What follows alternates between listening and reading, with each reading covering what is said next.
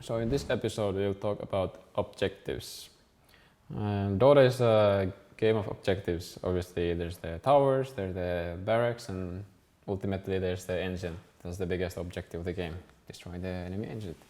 So big part about Dota is talking about objectives. What is the how the game develops is that you talk about taking objectives. I mean, during laning stage is about hitting creeps. That's your objective already. Getting levels, getting farm, and later in the game, the later you go, you can start taking towers, and you start thinking about Roshan and all these things. Maybe your objective is to take their jungle and ward it, and then hold it for 5 minutes and farm it. So in Dota it's always important to communicate with your team, like what is the team objective right now at this given time. Like, is it about pushing? Is it about farming your items? Is it about smoking on them? And yeah, that's basically how Dota works. I mean, as a mid laner, there's a naturally very big objective that is the mid tower. And I mean, usually it's a team objective, obviously, but in rare cases, what happens is that the enemy mid laner roams, and then you have a hero that can pressure the tower naturally. That's one of the early game. One of the biggest objectives is pressuring their mid tower. And as a mid laner, usually what happens is around 5 minutes, there's the first siege wave. Usually nothing happens there, but you can still voice it to your teammate. Yo, there's a siege wave coming. Maybe you can make something happen mid. Get this tower or get a kill in the mid, get some damage in the tower, but usually that's not yet like realistic. Most games, the laning stage is still going, so usually it gets delayed until either like when you're supposed to get level 6, usually it's around 10-minute mark, maybe it can be earlier, but yeah, around 10-minute mark there's another siege wave coming, and usually at that time is the latest when people start really looking at taking the mid tower, either as a team or just making stuff happen on the sidelines, and then the mid laner can take the tower while they're fighting. So that's one of the bigger objectives as a mid laner early game. So when you take this tower, if you're playing Radiant and you take the mid tower, usually it means that you have better access to their top lane through their jungle. It's easier for you to make ganks happen. Their safe laner has to be more careful how they play the game, and it's just harder for them to have vision on us, and it's just more smooth how we can connect from mid to top or top to mid and from top to bottom even. So, and it kind of makes it harder for them to also farm their jungle. So it just makes the game smoother. It's easier for you to roam around and connect to other lanes. So it's just a very good tower to have, so to take down, because it gives a lot of openings on the map. Once you get this tower, then you can position yourself more aggressively on the map. You can, while you farm the mid wave, you can also farm their jungle camps at the same time, which is basically taking away from them and giving to yourself. So it's much better than falling back to your own jungle and hitting your own camps while they hit their camps. Then you get even, basically. But then you go to their jungle, you take away from them and give it to yourself. So it's just a win-win situation when you farm their jungle. So yeah, I mean, there's always downtimes in Dota that there really is not that much going on, that everybody's kind of looking to wait their next set of items. Even when you're far ahead, sometimes there's like, you get the tier 1s, but then you feel like tier 2s are still very strong, and it's not efficient for you to start hitting those. So during those times, you usually the objective is to keep the pace of the game, like keep it high, but also like the objective is to get the next set of items. So you keep aggressive position, keep out farming them, but without overextending. You don't want to go to hit the tier 2s too early, because then it gives them openings, it reveals your position, it lets them farm the other ways while you are just hitting a tower that doesn't really give you anything, because it's very hard to kill those towers early in the game. Some games engines don't really matter, but depending of course what kind of carry you have, if you're playing some Luna or some Ursa with Battle Fury, Troll with Battle Fury, these heroes, ancient camps still are a big objective of the game. Especially if you can farm their ancient camps, because then there's more ways of you to...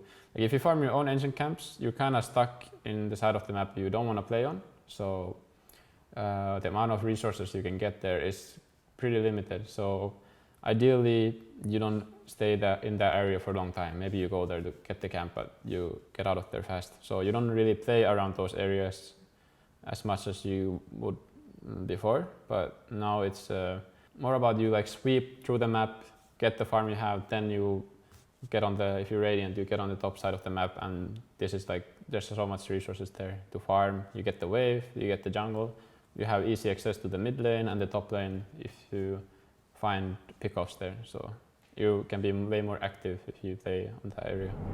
Basically Dota it's very much about resources basically. So if you're controlling 60% of the map, they're controlling 40%, in the long run you're gonna start winning the game slowly, but I mean 60-40 is already quite a big difference. So in situations like this, usually the enemies are unhappy. They need to find solutions to break this thing that's happening. So I mean sometimes it's simple, like you're holding their jungle, meanwhile your carry is still farming bottom. Like that is very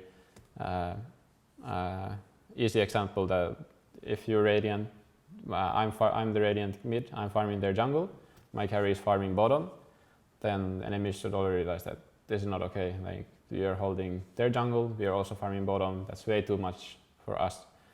So what they have to do is they either gank me, smoke for bottom, take control of the area, and then set camp there and then move to other areas. So I mean, yeah, just a lot about holding areas and a lot about anticipating what the enemy is about to do, and then just risk and reward is a big.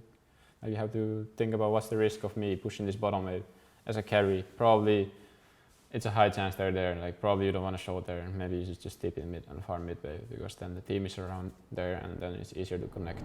So at some point of the game, people start. It's either one of the lineups starts being able to kill rows effectively. That's when the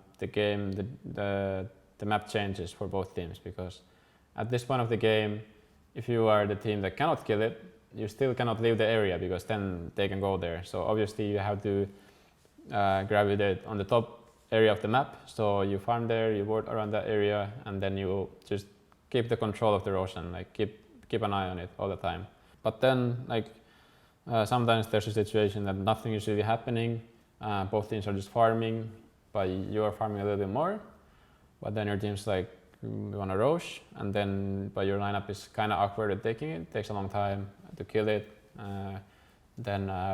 Yeah, some mistakes might happen that you think that probably the best way is to go Roche, even though it takes like a minute and a half. But then you realize that during that time, they take the whole map, they take the control of everything else, and then even if you get the Roche, they might get like 3,000 gold during that time, something like that.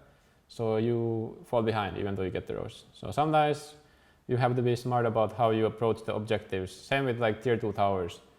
Like tier 1 towers, they die pretty easily. During 10 minutes in, like it's very easily like tier 1s, but then if you're like, oh, they're not still defending, we can push the tier 2 with the same siege wave, then it's usually like, you probably cannot do that, because the tier 2s are very strong, take a long time to kill, and most importantly, while you're doing that, they're farming and you're not. So it's usually very inefficient to go for the tier 2s too early.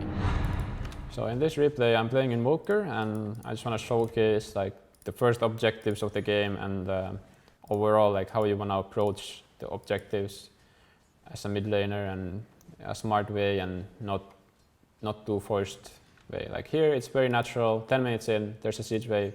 I can see them all top. Now it's very natural timing for me to start pressuring this mid tower. It's 10 minutes in. It's pretty late to take it, but it's good that we get it at least now. So see, I see them all fighting top, and this is the natural response for me. Instead of TPing top and helping my team, I'm putting my own pressure up on the mid lane and getting the tower for free. And now it's easier for me to play the map in a more aggressive way. See, I'm even pushing it to the tier 2, make them TP here. Now it's the map is easier for us to play. So here you can see, always keep playing aggressive, keep the pressure up. Now exactly what I talked about happened. We are playing on this side of the map while they're playing on this side of the map. I mean, as you can see in the map that we have more map control. We have like this area. They have like 40% of the map or something like that. They don't have that much space on the map. So basically, I think we are winning right now. So there's more ways for us to make plays. This mid lane is very hard for them to defend. Top lane is impossible for them to defend. So the only way they can stay on is this area. So it's very obvious for us like how the map is, how they are playing right now. Just because we are pushing the tower and then we are keeping the pressure up. Now we get pickoffs, and now this guy TP top because he has to defend, but we are holding this area very well and we can just dive him for free. Like there's nothing they can do about this. And now it's about what's the next objective. As I talked about, tier 2s are very strong for now, so probably the best objective is just to hold the map as it is and keep farming their jungle and don't let them get back here. So basically Dota is a game of objectives, and there's always objectives to do in the game, like as a team or as a individual players. If you are Invoker, your objective to get enough items so you can teamfight. That's first objective, very basic. Or getting the mid tower 10 minutes in when they are showing somewhere else. All these objectives, there's like always has to be a communication going in the team that what is the team objective, what is it that we're looking to do, what is it that we're looking to hold, is it this area, or is it pushing this tower? Like all this objective talk it's very important when you want to make the game smooth and simple for everybody to play.